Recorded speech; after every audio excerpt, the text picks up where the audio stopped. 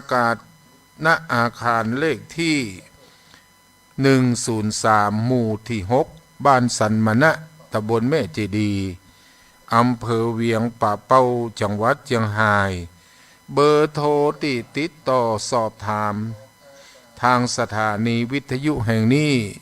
โทร0894300167หรืออยากให้ฟังรายการทางออนไลน์ก็ที่ www.plomin.net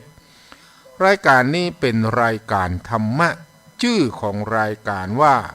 ธรรมะเพื่อประชาชนจัดโดยอัตมภาพพระครูปริยติชัยวัฒน์วัดสันมณะตำบลแม่เจดีย์อำเภอเวียงป่าเป้าจังหวัดเชียงรายโทร0638134694นี่คือเบอร์ที่ให้โอกาสได้ให้พ่อแม่ได้โทรศัพท์มามาจ่าในช่วงสุดท้ายหรือว่าในช่วงที่2ของรายการเวลาขณะนี้18:14 นาทีโดยประมาณวันนี้เป็นวันอย่างแล้วนี่เป็นวันที่9เนาะเป็นวันที่9ขึ้น5ค่ำเดือน9ใต้แต่เป็นเดือน11เหนือเป็นเดือน9ใต้แต่ทางเหนือเฮาเพิ่นเฮาว่าเดือน11ขึ้น5ค่ำแล้ววันนี้เป็นวันศุกร์ที่2ของเดือนสิงหาคมซึ่งเป็นเดือนมหามงคลแห่งเดือนหนึ่ง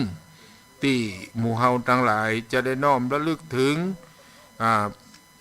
วันสำคัญคือวันที่12ที่จะถึงบักกี่วันตั้งหน้าเป็นวันที่หมู่เฮาถือว่าเป็นวันแม่แห่งชาตินี่ก็คงจะเป็นวันที่ทุกคนมีความสุขวันนี้เป็นวันศุกร์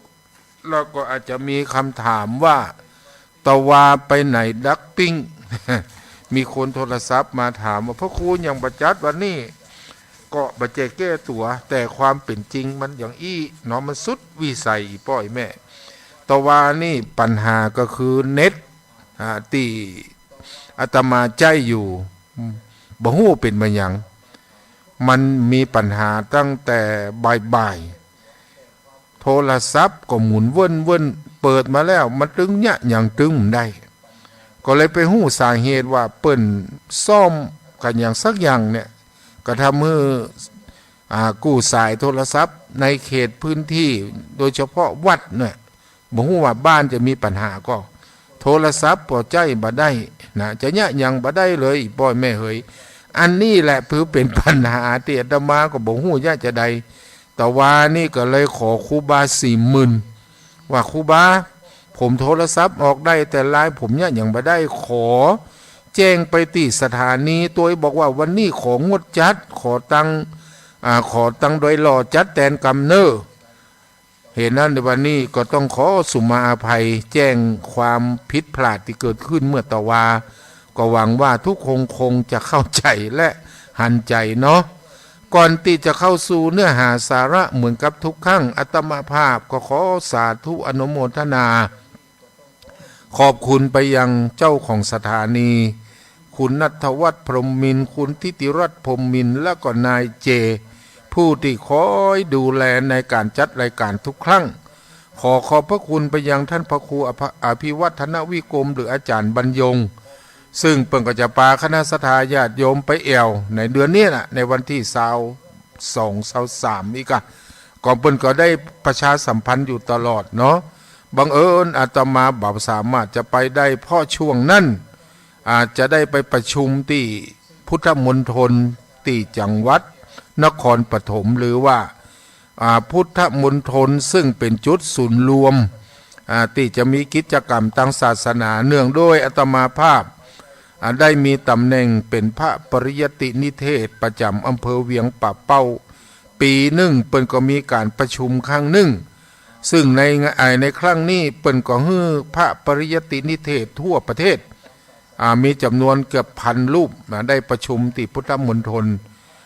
หมายความว่าตั้งแต่ภาคใต้ยันภาคเหนืออำเภอ เฮาก็มีตนหนึ่งคืออาตมาภาพแล้วในจังหวัดเชียงรายมีอยู่18ตน19ตนด้วยกันก็จะออกเดินทางไปบางตนบางองค์อาจจะไปก่อนบางตนบางองค์อาจจะไปวันนั้นนะอาจจะขึ้นเครื่องไปเจ้าเสร็จแล้วก็อาจจะมีรถมีลาหรืออาจจะนั่งแท็กซี่ไปติพุทธมณฑลซึ่งก็ไกลพอสมควรอยู่ที่จังหวัดนครปฐมซึ่งสถานที่แห่งนั่นเปิ้นก็มีติพักฮื้อสำหรับพระที่เดินทางมาจากต่างจังหวัดมาจากไกลๆบางผู้บางท่านอาจจะถามว่าเอ้าท่านพระครูไปได้จะได้ช่วงเข้าพรรษาก่อนเนื่องด้วยเปิ้นก็มีข้อยกเว้นในกรณีที่มีกิจจำเป็นแต่ฮื้อไปได้บ่เกิน7 วันไปได้ในช่วงเข้าพรรษาแต่ต้องมีกิจธุระที่จำเป็นงานนี้มันก็จำเป็นต้องใจวิธีแบบที่เปิ้นว่าพระเปิ้นต้องใจกันนั่นก็ทำพิธีสัตตาหะว่าจะปิกมาภายใน7 วันนี่นะ7 วันเนี่ยต้องมาเอาลาตรีก่อนนี้ถ้าบ่อันขาดมันก็จะนะมือพรรษานั่น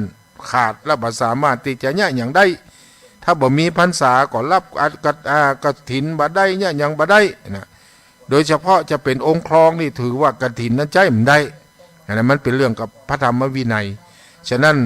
พระที่เปิ้นเข้าใจในการข้อวัดปฏิบัติเปิ้นจะพยายามจะรักษาการเข้าพรรษาหรือการอยู่จำพรรษาตลอด3 เดือนนี่แต่ถ้ามีความจำเป็นมันก็มีอยู่หลายข้อก็คิดว่าอีป้อยแม่คงจะได้ยินจากครูบาอาจารย์บางตรงบางองค์เปิ้นจะเอาอานิสงส์หรือว่าการเข้าแล้วมีประโยชน์จะได้มีอานิสงส์จะได้และมีสิ่งใดที่ควรจะทำได้อยู่เนี่ยได้ทำบัดได้จะได้จะหนึ่งนี่เปิ้นก็มีวิธีอยู่คือเปิ้นมีตังออกคืออีน่ะเหตุนั้นอาตมานี่ก็จะเดินทางไปในวันที่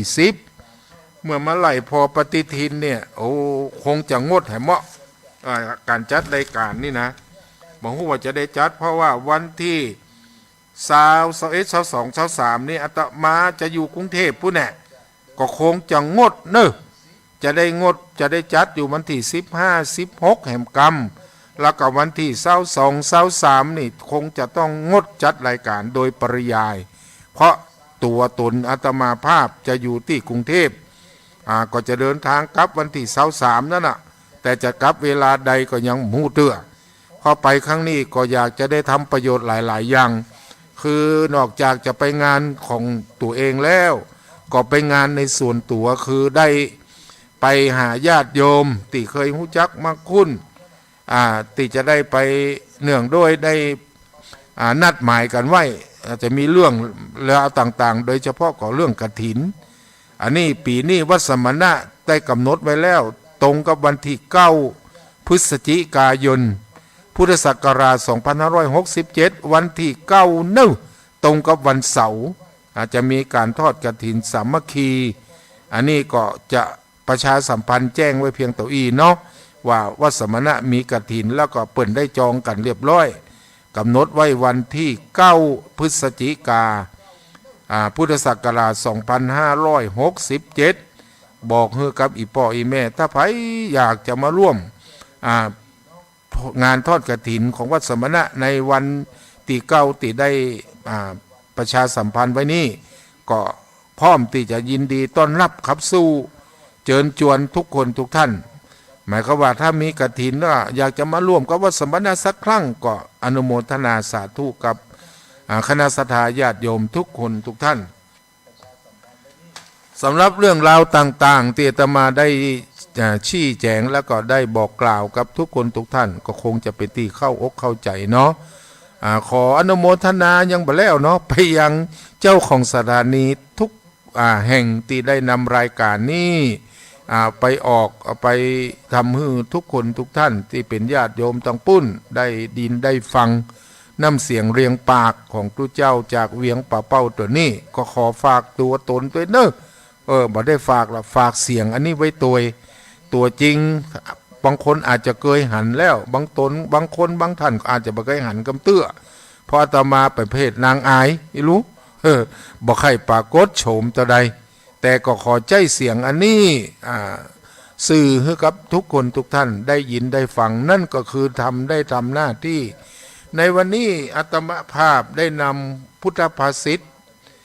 ขึ้นมาเป็นอารัมภบทเป็นเบื้องต้นเพื่อจะให้ทุกคนทุกท่านได้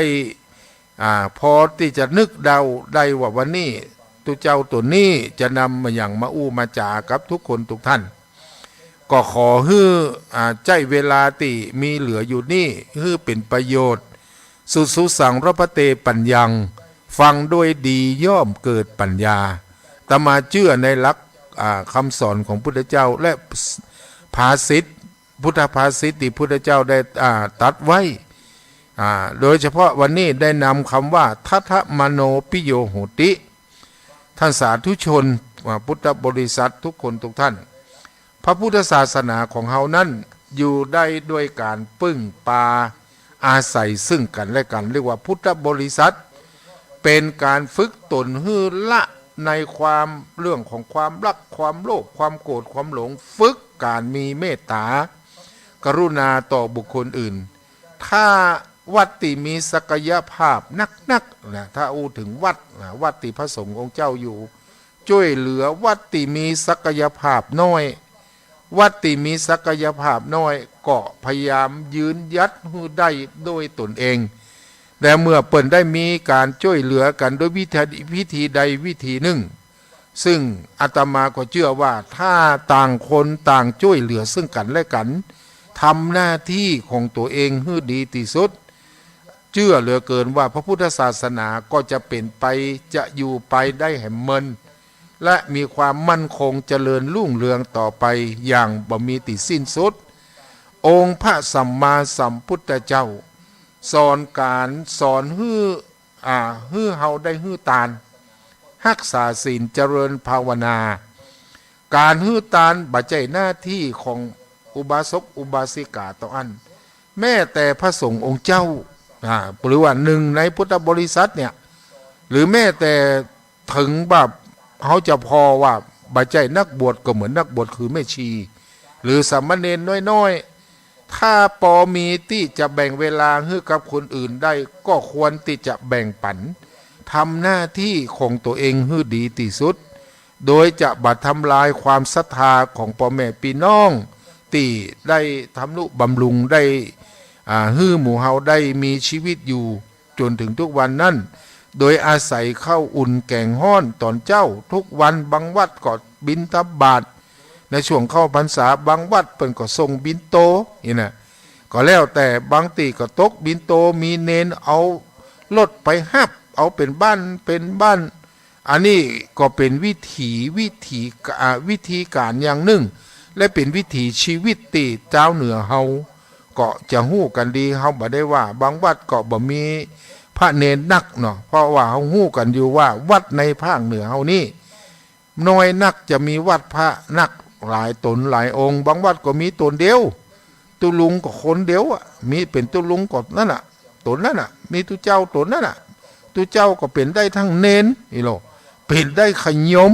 นะกินจัดบิณฑบาตคนเดียวได้มาจัดการงัดวัดคนเดียว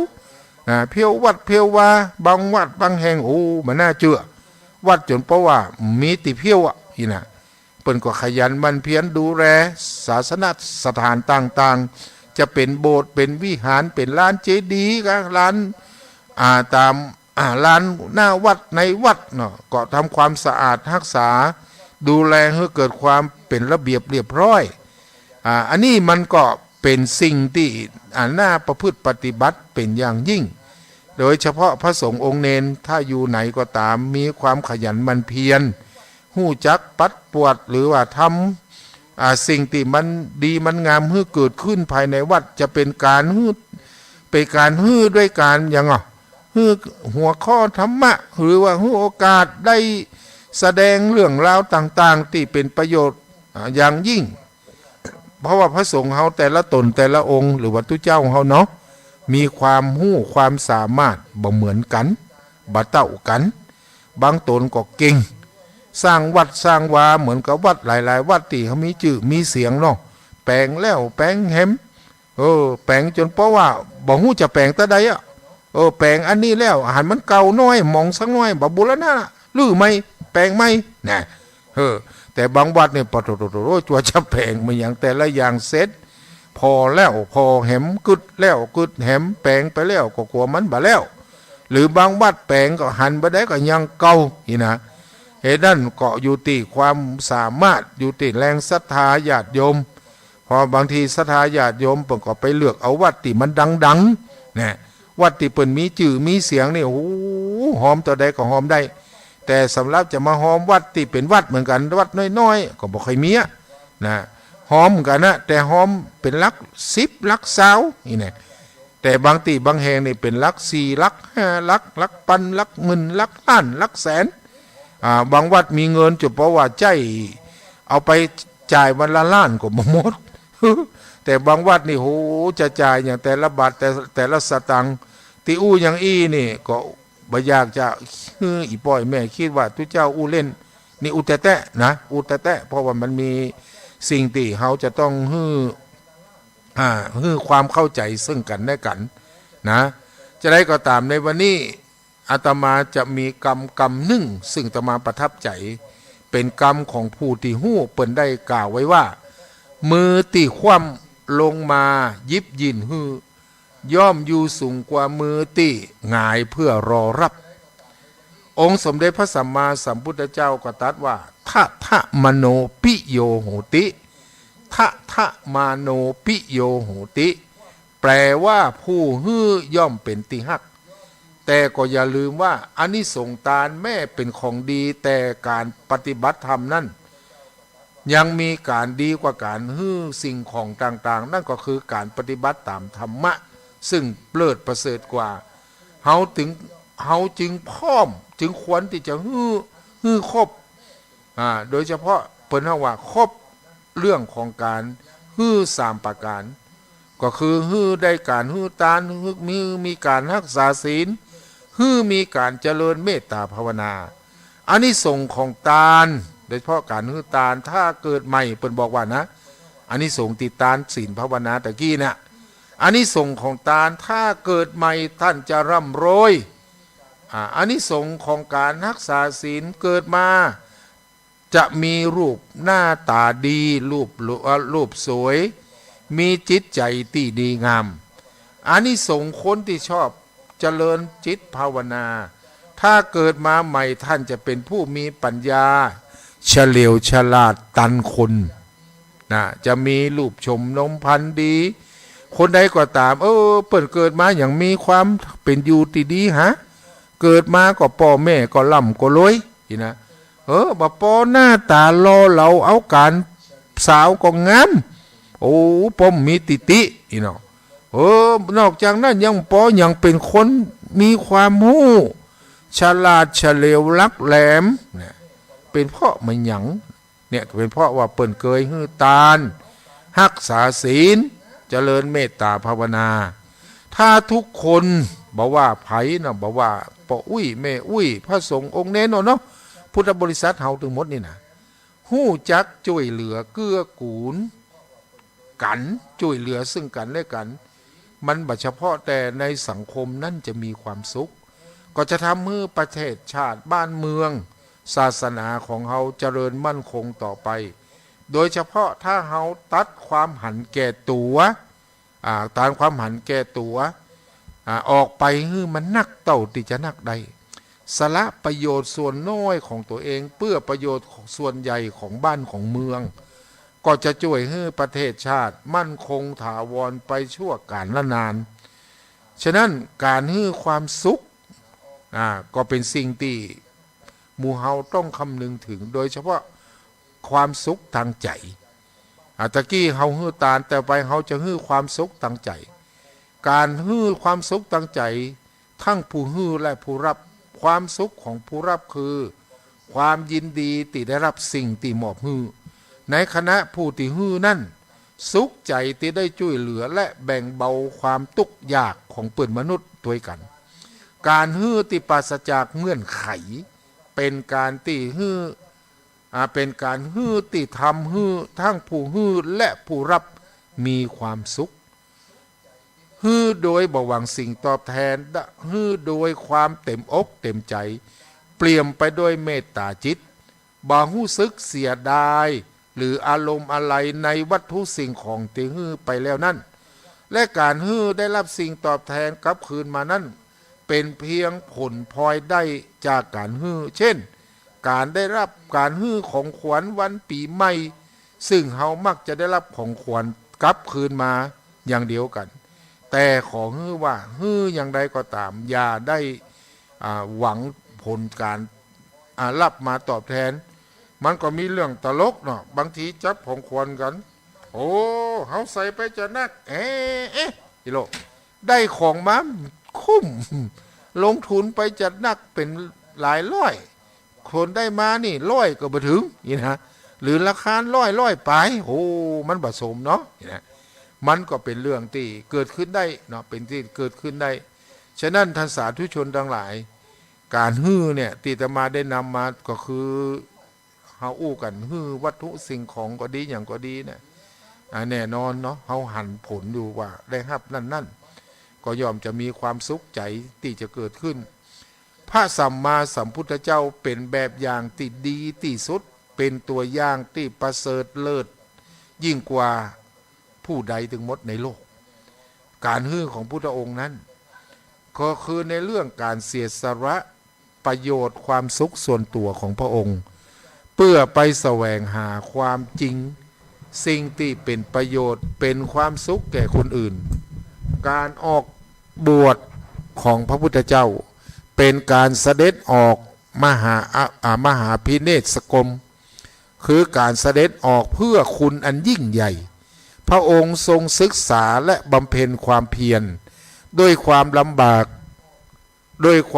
บากแสนสาหัสจนกระทั่งได้ตรัสรู้อนุตตรสัมมาสัมโพธิญาณและพระองค์ได้แสดงธรรมนั้นแก่หมู่เทวดามนุษย์และสัตว์ทรงสั่งสอนพระสาวกทั้งหลายฮื้อเผยแพร่ธรรมแก่เจ้าโลกเพื่อฮื้อพ้นจากความมืดบอดพ้นจากความหลงผิดและชี้แจงต่างที่ถูกที่ชอบฮื้อพวกหมู่เฮาได้เดินตามโดยเฉพาะเกิดขึ้นในวันเพ็ญขึ้น15ค่ำเดือน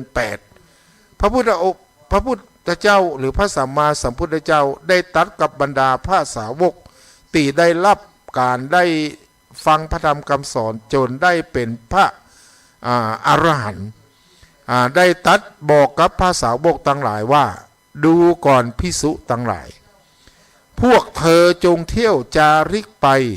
เพื่อประโยชน์แก่ชนเป็นอันมากเพื่อความสุขแก่ชนเป็นอันใหญ่เป็นอันมากเพื่อประโยชน์และความสุขแก่ชนเป็นอันมากเพื่ออนุเคราะห์สัตว์โลกเพื่อประโยชน์เพื่อเกื้อกูลเพื่อความสุขแก่เทวดาและมนุษย์ทั้งหลายแต่อย่าได้ไปในทางเดียวกันสองรูปภิกษุทั้งหลายเธอทั้งหลายจงแสดงธรรมงามในเบื้องต้นงามในท่ามกลางงามในที่สุดจงประกาศพรหมจรรย์พร้อมทั้งอัตและพยัญชนะบริสุทธิ์บริบูรณ์สิ้นเชิงในโลกนี้สัตว์พวกที่มีกิเลสเพียงดังธุลีในจักษุเบาบางยังมีอยู่เพราะบ่ได้ฟังธรรมะสัตว์พวกนั้นจึงเสื่อมเสียไปผู้ที่หู้ทั่วถึงธรรมได้ก็ยังมีอยู่แม่เฮาจะก็จักกระทำอย่างที่ได้สอนพวกเธอทั้งหลายแม่พุทธเจ้าก็ยังตัดต่อไปแหมว่าเราเองก็จะไปเหมือนกันพระองค์ว่าเปิ้นก็จะไปตอนนั้นพระพุทธเจ้าไปโดยพระองค์เดียวบ่มีพระสาวกผู้ติดตามไปด้วยพระองค์เองจะหานว่าพระองค์ได้ทรงอุทิศตนเพื่อประโยชน์เพื่อความสุขของคนอื่นอยู่ตลอดเวลาคำว่างามในเบื้องต้นงามในท่ามกลางงามในที่สุดหมายถึงอะไรอย่างหมายถึงศีลงามในเบื้องต้นสมาธิงามในท่ามกลางปัญญาคืองามในที่สุดเป็นห้องว่าไตรสิกขาซึ่งเป็นข้อปฏิบัติสำคัญตามหลักของพระพุทธศาสนาโดยมีเป้าหมายของการปฏิบัติธรรมคือเพื่อทำลายความหันแก่ตัวแก่ตนหรือว่าทำลายอัตตา ตัวตนของเฮาทำลายตัวตนของเฮาเพื่อให้จิตเมื่อได้มีจิตใจที่บริสุทธิ์แล้วธรรมชาติของจิตที่มีความเมตตากรุณามุทิตาอุเบกขาก็จะปรากฏขึ้นสำหรับพระอรหันต์เมื่อหมดกิเลสมีจิตใจที่บริสุทธิ์แล้วหน้าที่ในชีวิตทั้งหมดก็เพื่อประโยชน์และความสุขของมหาชนการประกาศพระพุทธศาสนาจึงแสดงถึงหน้าที่ในชีวิตแล้วก็การฮื้อเนี่ยมันได้อะไรอย่างที่อาตมาได้อธิบายมาแล้วเฮาทุกคนได้ฮื้อโดยติบาจำกัดแต่จะต้องตั้งอยู่บนพื้นฐานของศีลธรรมในสิ่งที่เป็นประโยชน์และทำให้ผู้อื่นมีความสุขเพิ่มขึ้นบ่จำเป็นต้องมีทรัพย์สินเงินทองมากมายเป็นเศรษฐีมหาเศรษฐีเป็นคนร่ำรวยเงินทองถึงจะให้คนอื่นได้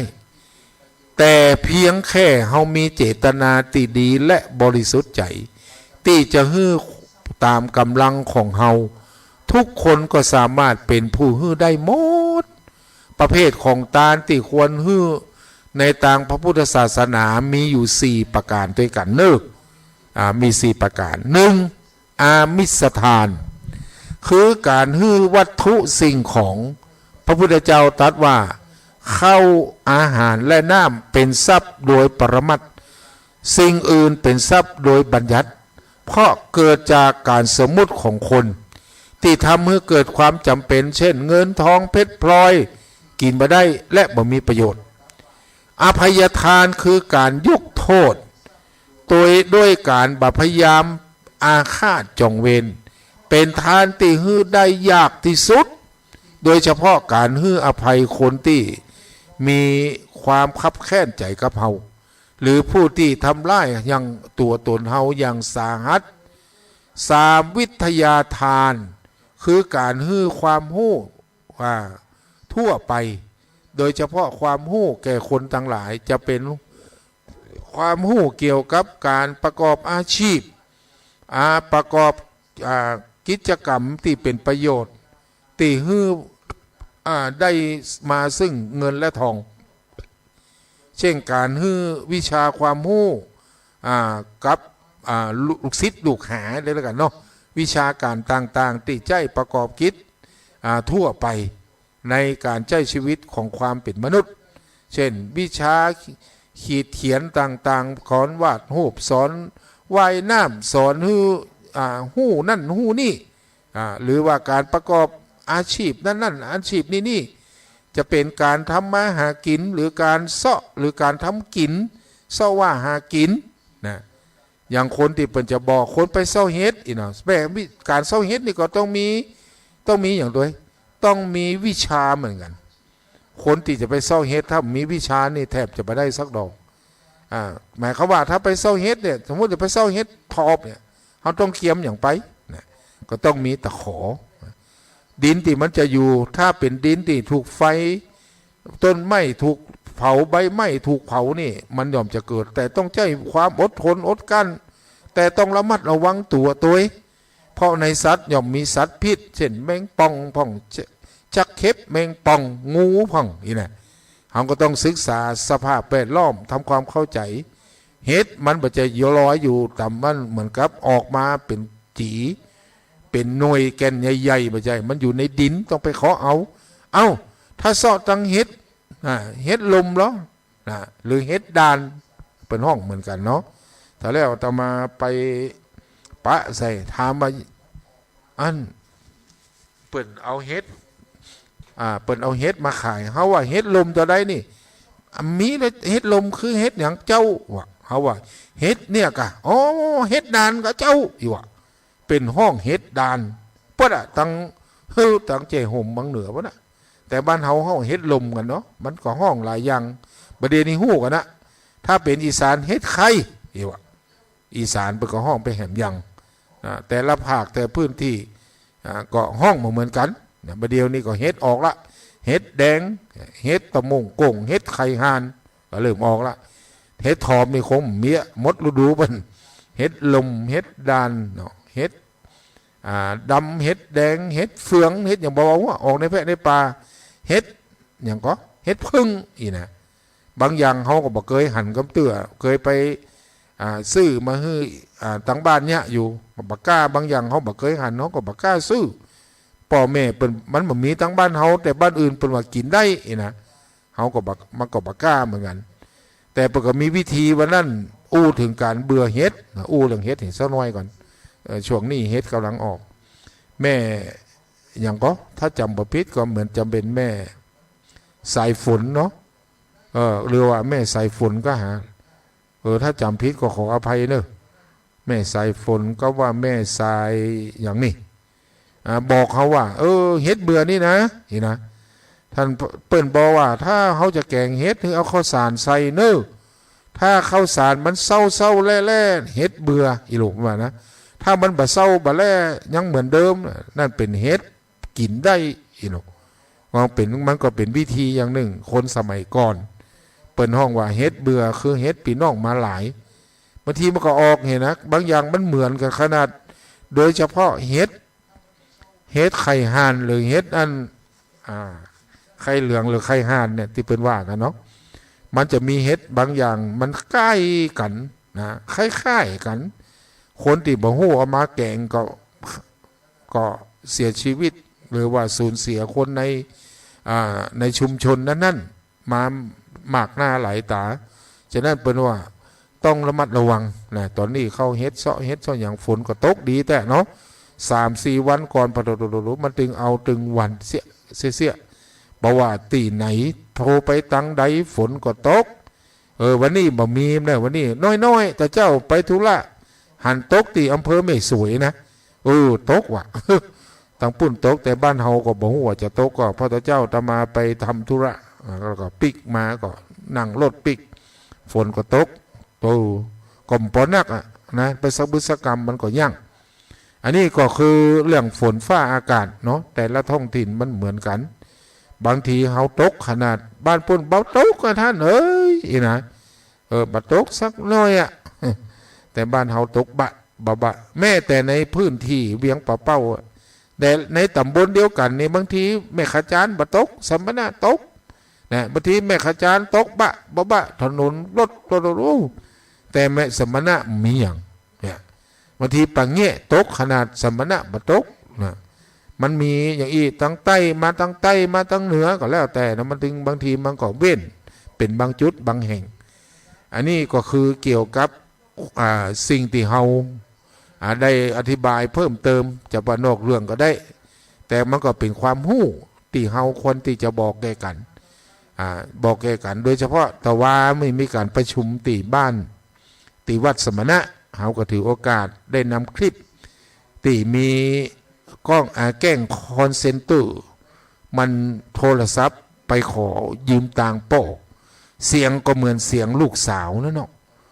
และลูกสาวของป่อคนนั้นน่ะมันยิงนั่นอ้างว่าซื้อของมันบ่พอลืมเอากระเป๋าตังค์เอาอันนี้มาอีกว่าขอยืมตังค์ป่อขอโอนเข้าบัญชีกำบัญชีเนี่ยบ่ต้องบัญชีของลูกก็ได้บัญชีนี่ดูอีกว่าป่อก็ชุกคิดเปิ้นก็คงไหวตันคนอย่างไม่ยืมเหมือนป่อมีนี่ปะเลอะไม่ต้องห่วงแต่ป่อใครถามลูกน้อยแล้วว่าลูกเกิดวันที่หยังเกิดวันหยังเนี่ย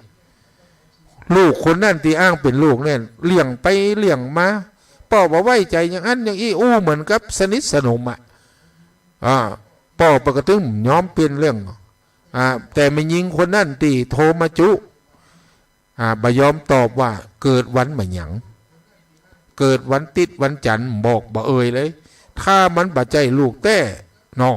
มันก็ตอบบ่ได้ปรากฏมันบ่ใจลูกแต่นี้แต่ว่าเสียงแม่น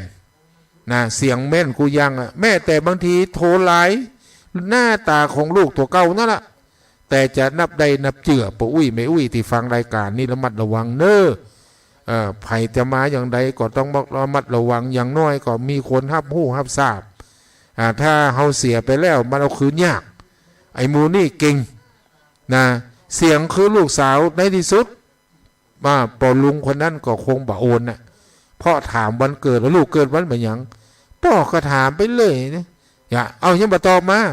บ่ตอบเดี๋ยวจะถ่ายรูปให้พออีวะโดมันเสียงมันเหมือนมันไปมีเครื่องไม้เครื่องมือจะได้บ่หัว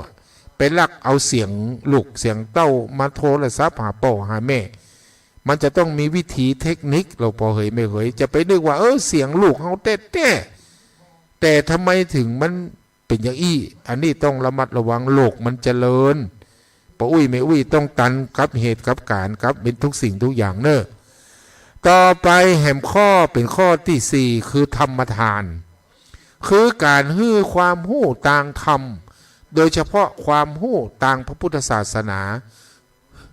และการฮื้ออย่างพุทธเจ้าบอกว่าเป็นการฮื้อที่ถูกต้องที่สุดเหมือนกับพระคุณเจ้าครูบาอาจารย์ที่ได้จัดรายการวิทยุนำรายการเรื่องดีๆมาอู้มาจ๋าฮื้อกับอีพ่ออีแม่เหมือนกับอาตมาภาพกำลังนำธรรมะเรื่องราวดีๆก็ถือว่าได้ฮื้อธรรมทานแล้วก็จะมีอานิสงส์เกิดขึ้นอย่างใดก็อยู่ที่ตัวตนของทุกคนทุกท่านที่ฟังรายการอยู่ขณะนี้ฟังแล้วท่านจะได้หยังก็อยู่ที่ตัวท่านท่านจะบ่ได้หยังก็อยู่ที่ตัวท่านถึงแม้ว่าธรรมะนั่นจะเตศโดยพระระดับเป็นสมเด็จเป็นพระที่เป็นประโยคเก้าประโยคอย่างก็ตามถึงจะเป็นปรริญญาหรือเป็นพระที่มีกรรมกรรมจาเตศคนติดตามลำตัวก็ตามเฮาฟังและเฮาบัดประพฤติปฏิบัติตามหรือบ่เอามาใส่ใจมันก็บ่เป็นประโยชน์ใดๆทั้งสิ้น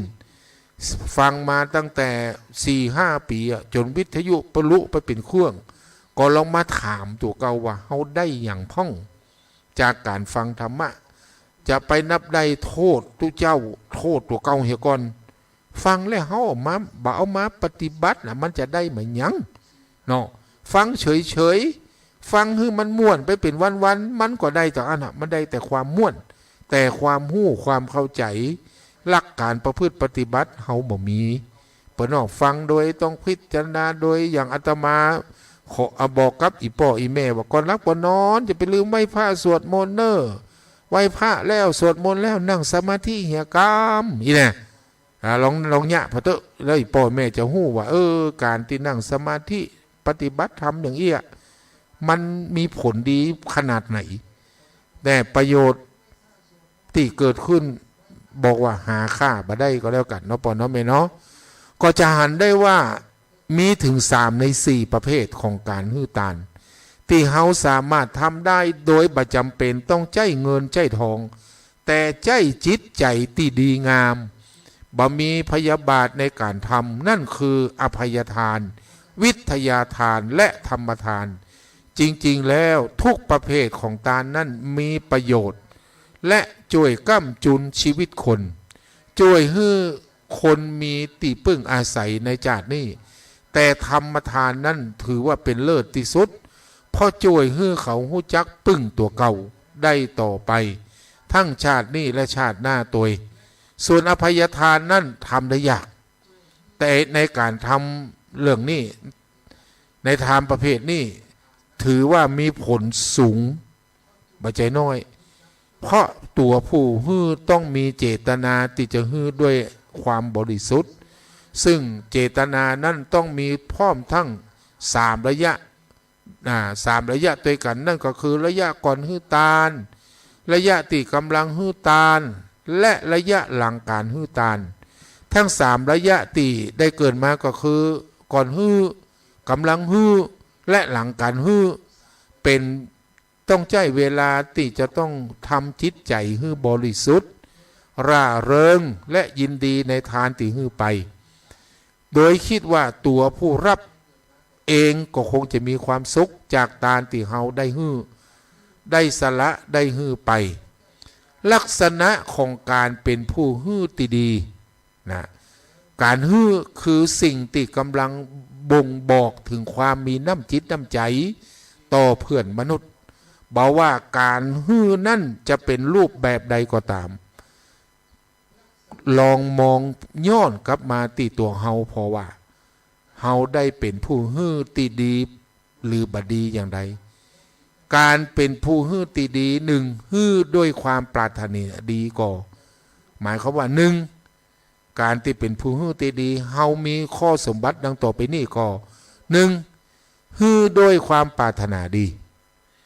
การที่เฮาฮื้อคนอื่นด้วยความปรารถนาดีเป็นการฮื้อโดยที่เฮาบ่หวังผลตอบแทน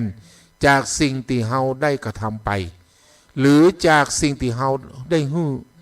แต่จะก่อให้เกิดความสุขใจที่ได้ฮื้อเป็นความสุขใจที่ได้ทำแบบความสมบูรณ์ที่สุด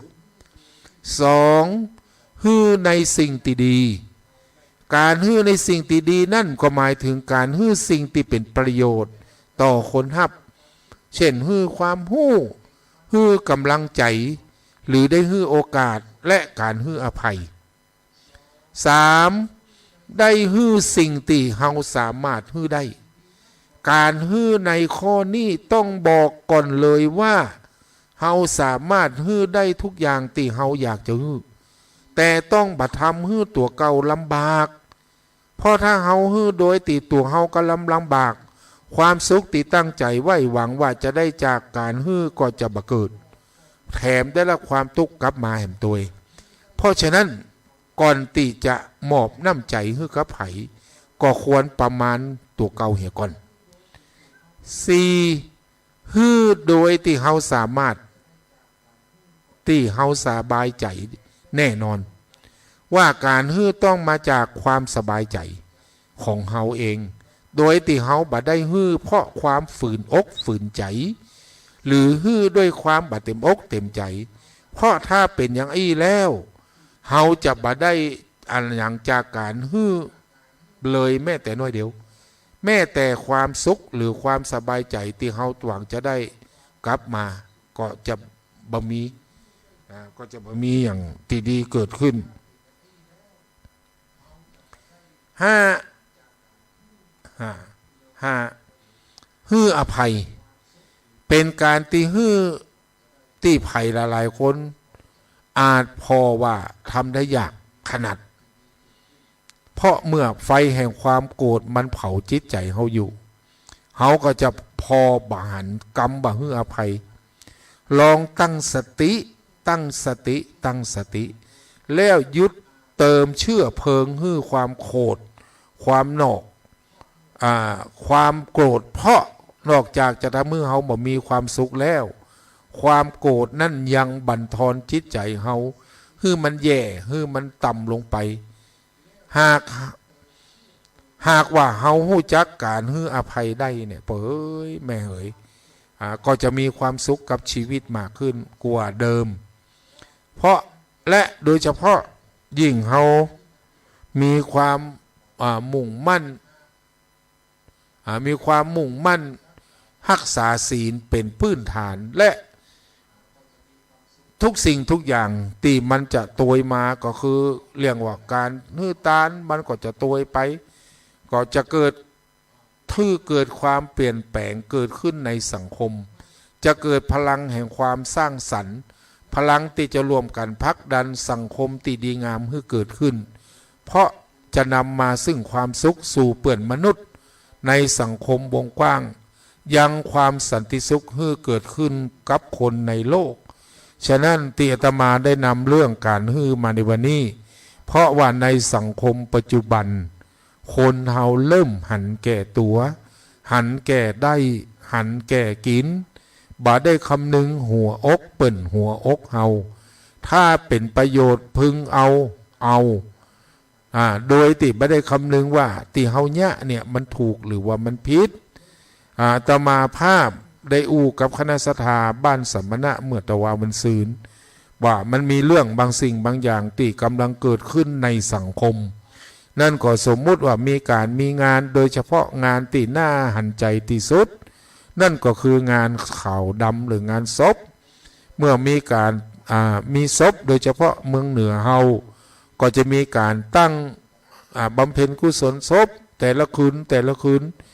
บางน้อยก็3 คืน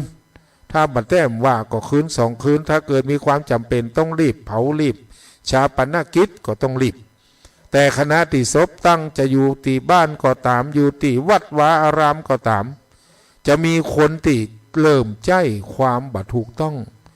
เป็นว่าใจนิสัยที่เหมือนกับอดอยากมาจากภพภูมิที่บดีคือมาช่วยงานนะมาช่วยงานแต่ช่วยแล้วก็ก่อนที่จะหมายความว่ามาช่วยเพื่อหวังผลประโยชน์โดยเฉพาะมากินบ่พอบางคนห่อตัวบ่ใจห่อหลังจากที่เลี้ยงคนอื่นแล้วนะก็คือไปกอบโกยหรือไปเก็บเอาของที่เปิ้นจะไปเลี้ยงแขกเอาไว้ตั้งแต่หม้อแหลกตีตั้งตีสุกนะโดยเฉพาะเนี่ยอาหารตั้งปื้นเมืองเป็นลาบครับเป็นอย่างกันนี่กินบ่พอห่อตัวเอาใส่ถุงใส่อย่างกันไว้เปิ้นลาบบางทีเปิ้นซื้อมาเปิ้นก็กะว่าตัวอีเฉพาะ